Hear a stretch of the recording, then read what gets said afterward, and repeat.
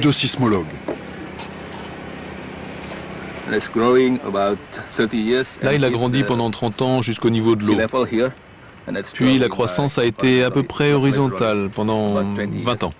Là, on voit, quelque chose s'est produit qui a soulevé le corail d'environ, combien tu dirais, Aaron, 20-25 cm. Puis le niveau de la mer monte, petit à petit, jusque là.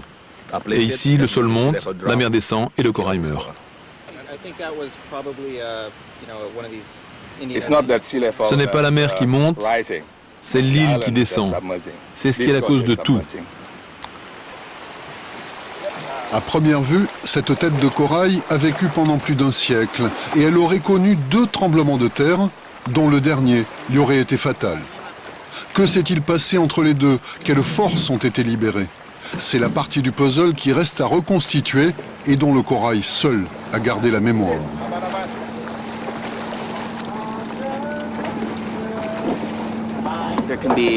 Vous savez, il peut s'écouler 500 ans et même plus entre 2 tremblements de terre. Alors les gens oublient et du coup il n'y a pas de mémoire collective des tsunamis. On l'a bien vu en 2004, les gens ne savaient pas qu'ils devaient se réfugier sur les hauteurs.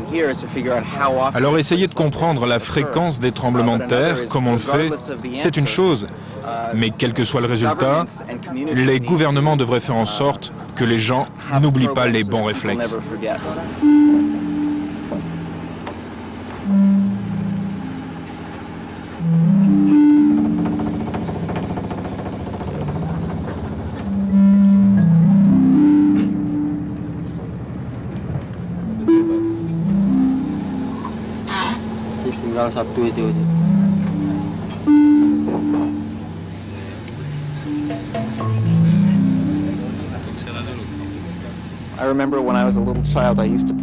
Je me souviens, quand j'étais gamin, j'adorais jouer au tremblement de terre. Et plus tard, au collège, j'ai compris que je pouvais être simplement payé pour ça. Résoudre des énigmes, des problèmes amusants, tout en voyageant à travers le monde.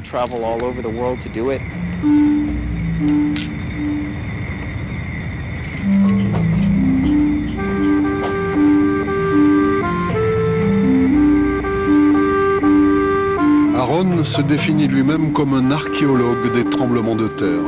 Il devra encore attendre que son précieux corail passe au rayon X pour en extraire toute la quintessence. Ces coraux vont littéralement sauver des vies. Alors pas la mienne, bien sûr, mais en nous disant quels sont les risques le long de la zone sismique, ils nous permettent de faire des prévisions qui, elles, sauveront des vies plus tard.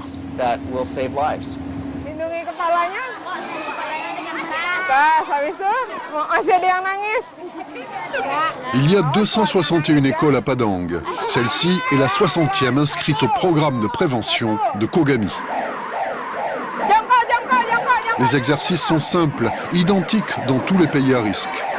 D'abord se protéger pendant la secousse elle-même, puis évacuer la classe, avant bien sûr d'évacuer le quartier le plus vite possible, car cette école est située à 300 mètres seulement de la mer.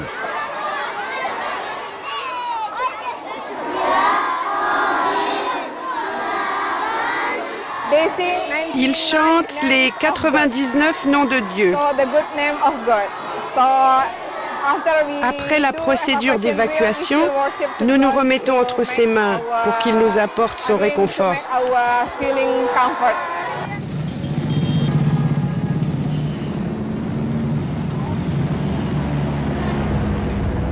L'évacuation, c'est l'obsession de Patra. Et au cœur du problème, une inconnue majeure, toujours la même.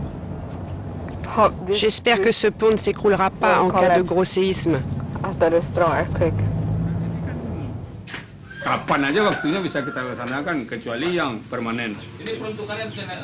Le jour J, ce sont eux qui seront en première ligne, les bénévoles des comités de quartier.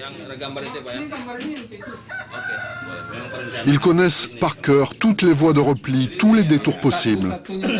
Ce plan d'évacuation, ils en connaissent aussi les points faibles. Il y a un plan spécial pour évacuer les personnes âgées, les handicapés et les plus jeunes. Il y a des gens qui sont chargés de ça. Je sais bien qu'on doit éviter les voitures, mais comment faire? On doit les sauver, et pour ça, on a besoin de voitures.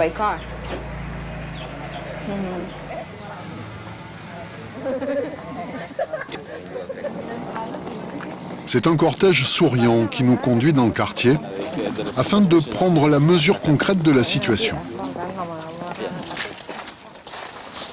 La première étape est carrément surréaliste. Au bout du chemin, 2 troncs d'arbres jetés là par les voisins après le tremblement de terre de 2007. On a du mal à imaginer que des centaines de personnes puissent emprunter cette voie-là. Patra, préférant rire. Moi, je ne pourrais pas passer là-dessus. Je crois que je préférerais nager.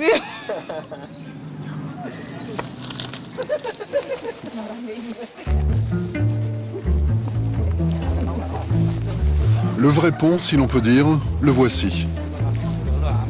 En fait, une simple passerelle qu'il faudrait remplacer au plus vite par un ouvrage en dur. Les plans sont prêts, mais il manque encore l'argent. Nous sommes ici dans le quartier le plus exposé, celui où vivent plusieurs communautés de pêcheurs. Plus de 400 personnes sont concernées. Impossible de les convaincre de partir. Pas d'argent pour bâtir du dur. Alors, que faire? Patra connaît bien le problème, dans toute son ampleur, pour le vivre au quotidien. Moi-même, j'habite à 200 mètres du rivage. Je n'arrive pas à convaincre mes parents de déménager. Ils me répondent « le danger est partout ». En cas de désastre, il suffit d'anticiper et de bien réagir. Eux, ils vivent de la pêche. J'ai le choix, oui, mais en fait, je ne l'ai pas à cause de mes parents.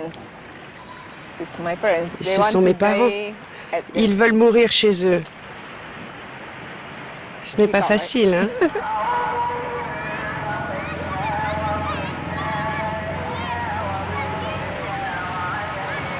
En attendant, Padang est une ville comme les autres.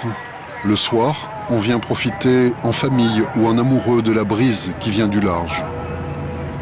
Le regard fixé tout là-bas, à l'endroit où le soleil plonge dans l'océan Indien, si beau et si tranquille. Une ville comme les autres, mais avec une épée de Damoclès au-dessus de la tête. Exactement, et une activité sismique, Georges, il faut le savoir, qui se poursuit en permanence. Cette semaine-là, qui vient de s'écouler, 2 tremblements de terre, un à Los Angeles et un autre en Arabie. Donc voilà, il faut continuer à travailler. On va croiser les doigts.